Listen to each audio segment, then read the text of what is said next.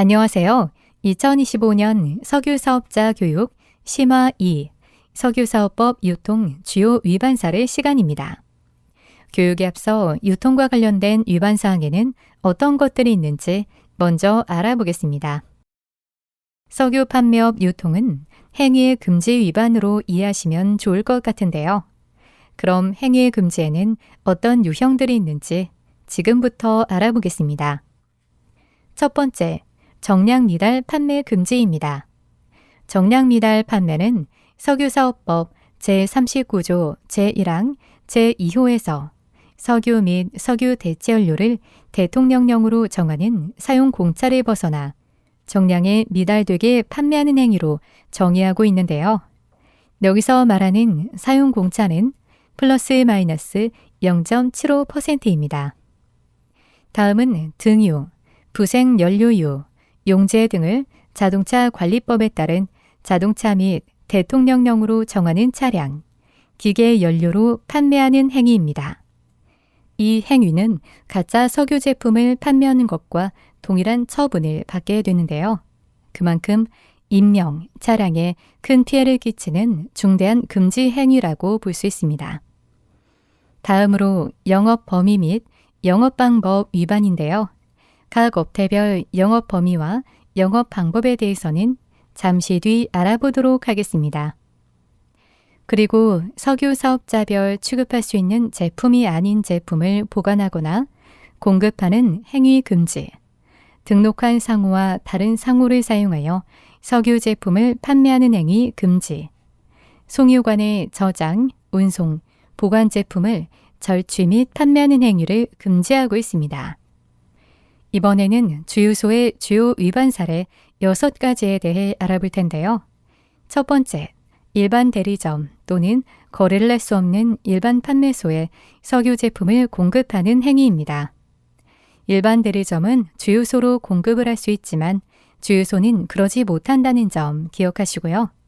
주유소는 면 지역에 소재하면서 매주 관리원으로 전산 보고를 하는 일반 판매소만 거래가 가능하다는 것도 꼭 기억하세요. 두 번째, 자신의 저장 시설을 타인에게 임대하는 행위입니다. 세 번째, 이동 판매 차량의 적재 용량은 5kl 이하로 정해져 있는데요. 이를 초과해서 판매를 하거나 휘발유를 이동 판매하는 행위입니다. 네 번째, 이동 판매 방법으로 차량이나 건설기계 중 덤프트럭과 콘크리트 믹서 트럭에 주유하는 행위입니다. 다섯 번째, 자신의 영업시설을 사용하지 않고 거래처에 직배송을 하는 행위입니다. 끝으로 석유 제품을 공급하고 그 대가를 실소비자로부터 직접 수수하지 않는 행위가 있겠습니다. 지금까지 말씀드린 6가지 사례는 반드시 위반하지 않도록 항상 주의 깊게 살피시길 바랍니다. 그럼 이번에는 석유 사업자의 영업 범위에 대해 알아보겠습니다. 그림과 같이 석유 정제업자 및 석유 수출업자는 서로 거래가 가능합니다. 석유 판매업자 중 일반 대리점은 석유 정제업자, 석유 수출입업자, 일반 대리점에서 공급을 받아 다른 일반 대리점, 주유소, 일반 판매소, 소비자에게 판매할 수 있습니다. 주유소는 석유 정제업자, 석유 수출입업자, 일반 대리점, 주유소, 일부 일반 판매소에서 석유 제품을 공급받아 다른 주유소, 일부 일반 판매소, 소비자에게 직접 판매하는 석유 판매업자입니다. 일반 판매소는 석유 정제업자, 석유 수출입업자, 일반 대리점, 일부 주유소, 일반 판매소로부터 석유 제품을 공급받아 일부 주유소, 다른 일반 판매소, 소비자에게 판매하는 석유 판매업자입니다. 앞서 설명해 드린 것과 같이 면 지역에 위치한 일반 판매소 중 주 단위 전산 보고를 하는 일반 판매소를 제외하고는 주유소와 일반 판매소의 거래는 불가능합니다. 또한 주유소와 일반 판매소의 이동 판매 방법은 5kl 이하의 차량에 주유기를 부착하여 직접 판매하는 곳을 말하는 것입니다. 지금부터 행위 금지 행정처분에 대해 말씀드리겠습니다. 먼저 정량 미달 판매에 대한 처분인데요. 크게 세 가지 유형으로 분류됩니다. 첫 번째, 정량이 미달되게 판매하였으며 정량 미달 판매를 목적으로 영업시설을 설치, 개조하거나 그 사실을 알면서도 그 설치, 개조한 영업시설을 양수, 임차하여 사용한 경우, 즉 고의로 시설을 개조해서 정량 미달 판매를 한 경우인데요. 1회 적발 시 등록 취소라는 원 스트라이크 아웃 제도에 해당됩니다. 두 번째는 정량이 미달되게 판매하였으나 계량에 관한 법률에 따른 계량기 검정의 유효기간이 경과하지 않았고 영업시설이 개조되지 않았으며 정량 미달량이 정량의 1% 미만인 경우에 한해 경고 처분을 받을 수 있습니다. 세 번째는 첫 번째와 비슷한 유형인데요. 부피 증가 판매를 목적으로 시설을 설치, 개조하는 등의 행위로 부당하게 연료의 부피를 증가시켜 판매하는 경우입니다. 세 번째 유형 또한 한 번의 행위로 등록이 취소될 수 있습니다. 다음은 행위 금지 중 정량 미달 판매를 제외한 항목과 유통질서를 해치는 행위 적발에 대한 행정 처분입니다. 등유 등을 자동차, 차량, 기계 연료로 공급하는 행위는 1회 기준 사업정지 3개월 또는 과징금 1억의 처분입니다.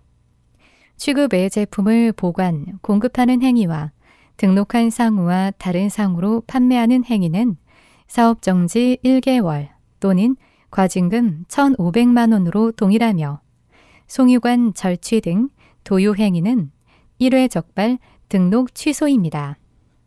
이어서 유통질서를 해치는 행위는 종류가 다양한데요. 대부분 사업정지 1개월의 처분이지만 타인의 요청으로 자신의 저장시설을 빌려주고 타인을 대신해서 석유를 공급한 경우, 타인을 대신하여 석유를 공급하고 대금을 받은 경우, 도착지를 변경해서 공급받은 경우에 한해서는 경고 처분을 받을 수 있습니다.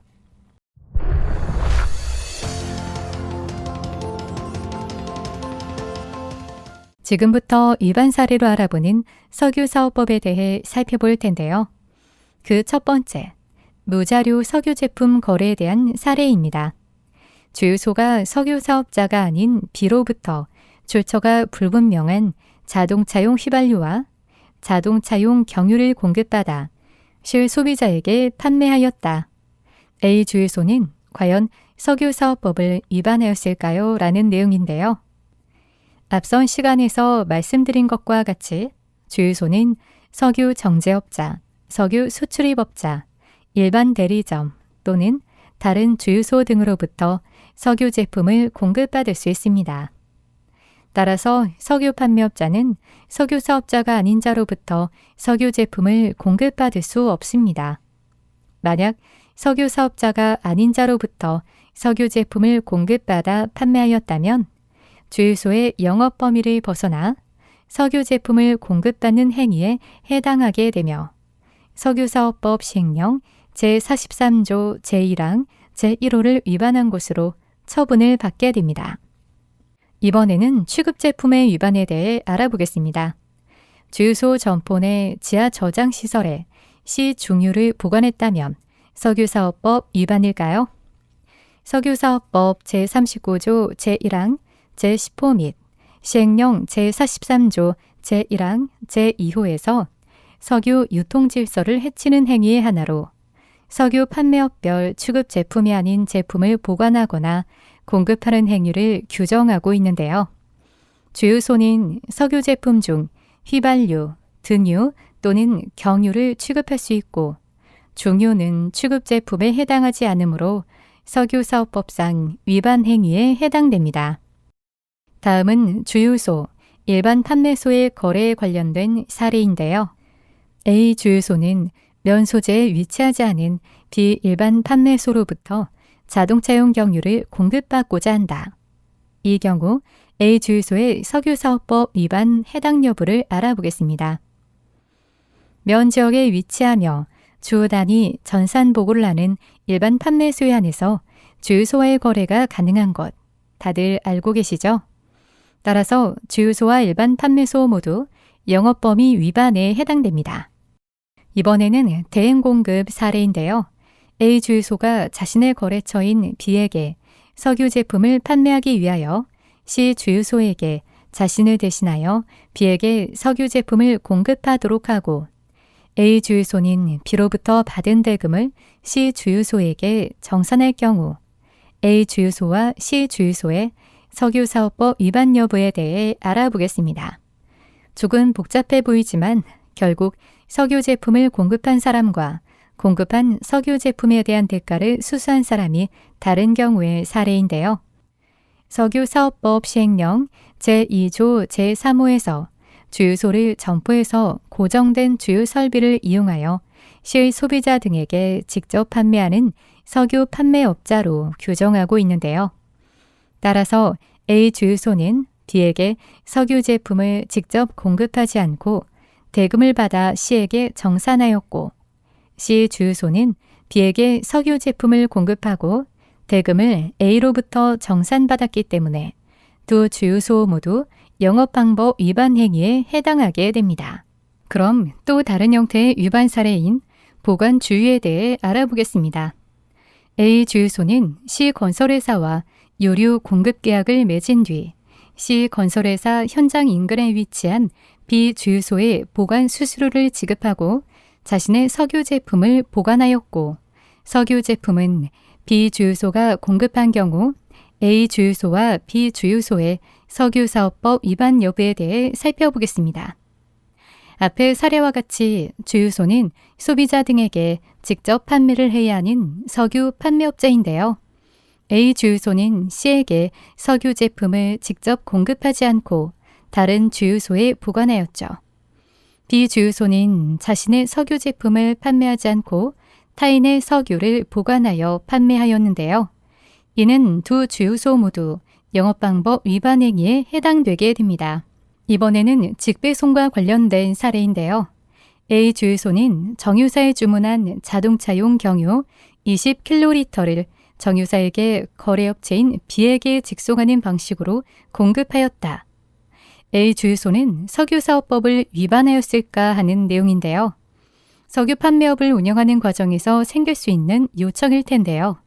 주유소는 자신의 점포 내 지하 저장 시설에 석유 제품을 저장하고 이를 소비자인 거래업체에 직접 판매해야 하는 석유 판매업체입니다.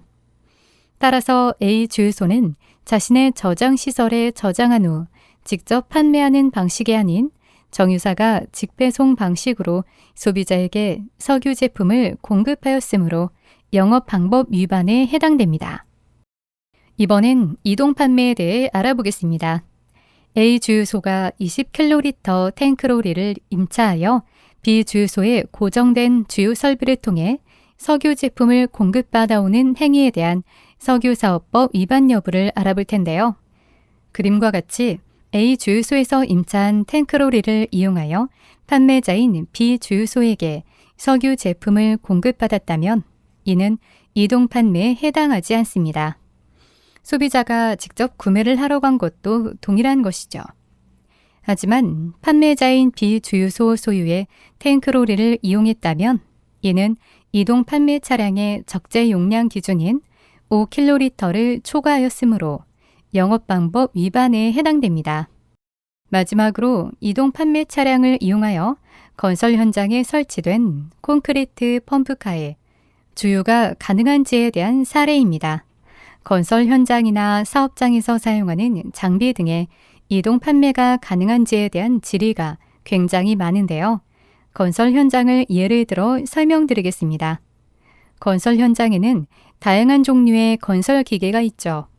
이동 판매 가능 여부를 판단할 수 있는 가장 효과적인 방법은 바로 자동차 등록증 확인입니다. 건설 기계로 분류되어 있다면 이동 판매가 가능하지만 그렇지 않다면 주유소에 직접 찾아가서 주유를 해야 합니다. 또한 덤프 트럭과 콘크리트 믹서 트럭은 건설 기계이지만 이동 판매가 불가능하니 이 점 잘 기억하셔서 영업 방법을 위반하지 않으시길 바랍니다. 지금까지 석유 사업자 주요 위반 사례 중 품질과 관련된 내용을 알아봤는데요. 많은 도움이 되셨나요? 그럼 다음 강의에서 뵙도록 하겠습니다. 경청해 주셔서 감사합니다.